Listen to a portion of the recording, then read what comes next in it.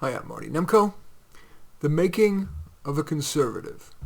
I should be a liberal. After all, I'm a child of Holocaust survivors with Democrat parents, was born poor in a Bronx tenement, and to this day I'm pro-choice, pro-gay marriage, not materialistic, atheist. I eat little meat, and I wouldn't go hunting.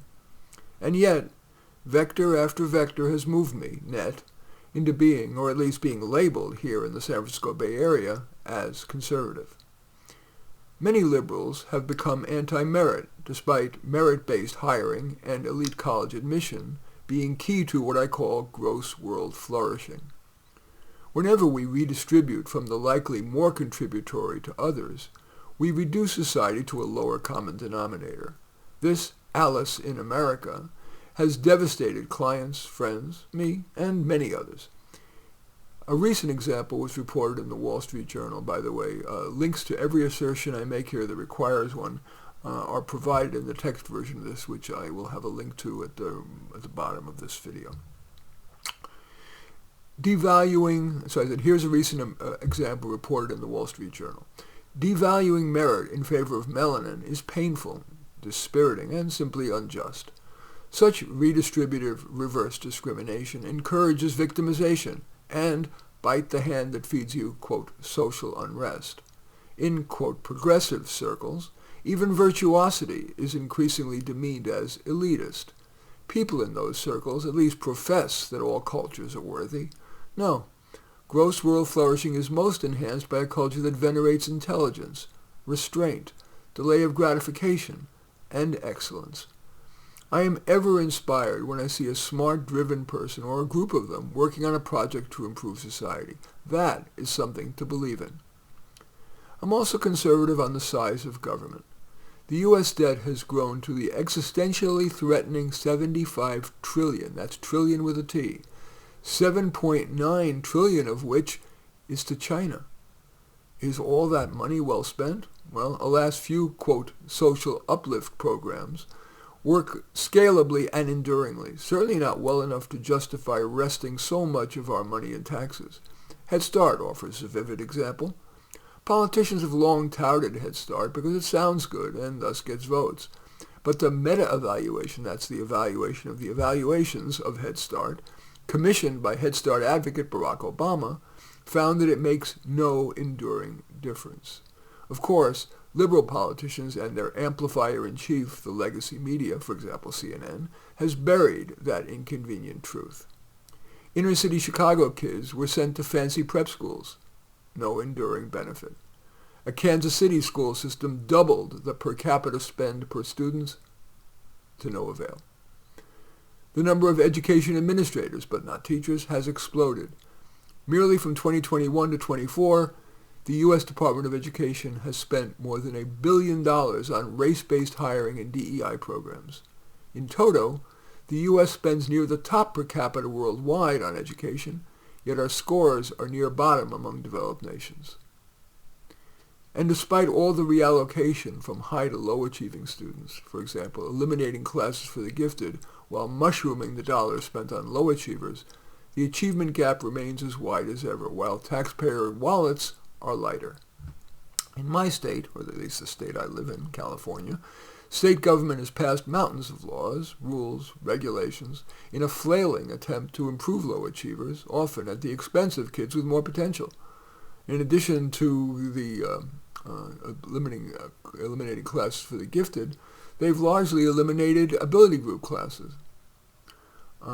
Despite the obvious truth that you learn more if a class is taught at your level.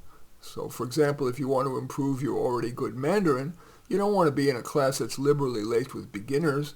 Well, our education bureaucrats, in the name of redistribution, have done that with our children, our future. Their machinations have created leviathan bureaucracies that straitjacket teachers, principals, and administrators with little to show for it. According to the California Policy Center, traditional California public schools, quote, are some of the worst performing in the nation, end quote. You wouldn't invest a big chunk of your own money on what's unlikely to be worth it, yet our government wrests your tax dollars to do just that. More examples of how your tax dollars are abused. The U.S. Department of Defense has $824 billion in expenses not fully accounted for.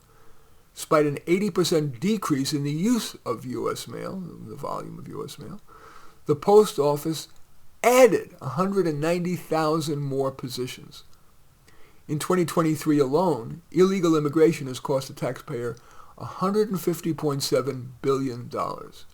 The number of laws and regulations has ballooned from 9,745 pages in 1950 to 186,000 in 2019, the most recent year studied. Fraud and waste. The General Accounting Office found 248 billions of that fraud and waste in just 2022 alone, and I doubt the trend is reversed. Can any politician honestly say that we receive good value for our tax dollars? Speaking of inconvenient truths, liberals support green programs with little regard to cost-benefit. For example, converting lanes to little-used bike lanes, which forces people into the ever-worsening, blood pressure-raising traffic.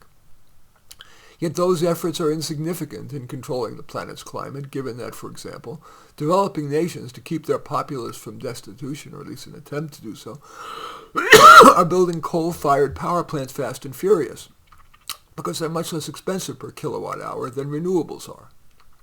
Yes, the U.S. should raise miles per gallon standards, but most of the $6.6 trillion annually that the Green New Deal would cost would more wisely remain in the taxpayer's pocket.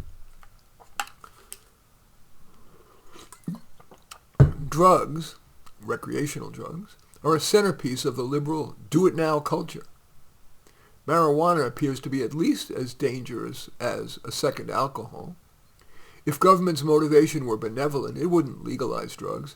During Prohibition, alcohol use and its serious sequela dropped precipitously. Nor would government allow lottery tickets, casinos, or racetrack betting, which prey mainly on the poor, who liberals claim to care especially about. Speaking of liberal hypocrisies, these come to mind. Green Gore has long portended that we'd be doomed before now, yet he uses massive amounts of electricity for his massive residential compound, not to mention his private jet. Liberal congresspeople sing the praises of affirmative action, but exempt themselves from it. They praise public education, but send their kids to private school. At her home, Barbra Streisand sang on behalf of the poor, but to my knowledge has not allowed even one to live in her gated Malibu mansion, or even deigned to give them her zillion-dollar pink diamond collection. It's easier to sing for an hour. Liberal positions and policies tend to be based on how they wish people behave, rather than how most people actually do. They take care of mainly number one. I smile at the Berkeley communes, I live right on the Berkeley border, now gone. Too many of their residents preached the communal until it was their turn to clean the toilets. And finally we come to the third rail topic, race. The Jews have been persecuted for millennia, yet achieve. Asian Americans have long been persecuted and are as visibly different from whites as are blacks, yet they achieve. Across the world's 200 countries, colonized, enslaved or not, black achievement is low and crime is high, and has been so for centuries. It's been 8 generations since slavery in the U.S. Can anyone honestly assert that U.S. taxpayers should give blacks, 8 generations removed, reparations, even though other groups have, despite long oppression, achieved more and committed less crime? Alas, dare a person even question the liberal orthodoxy? The left threatens with what I call the 3C scythe: censure, censor, and cancel. May you evade it. In any event, that essay is called The Making of a Conservative. As usual, I welcome your thumbs up and accept your thumbs down. I always look forward to your comments, and especially like it if you hit the share button below. Share on your social media so that my efforts can have broader impact. And I am flattered if you choose to subscribe to my channel, and certainly would welcome you taking a look at any of my 34 books. Perhaps the most relevant to this is A Dose of Reality, but all 34 are on Amazon. In any event, I do thank you for watching. I am Marty Nemko.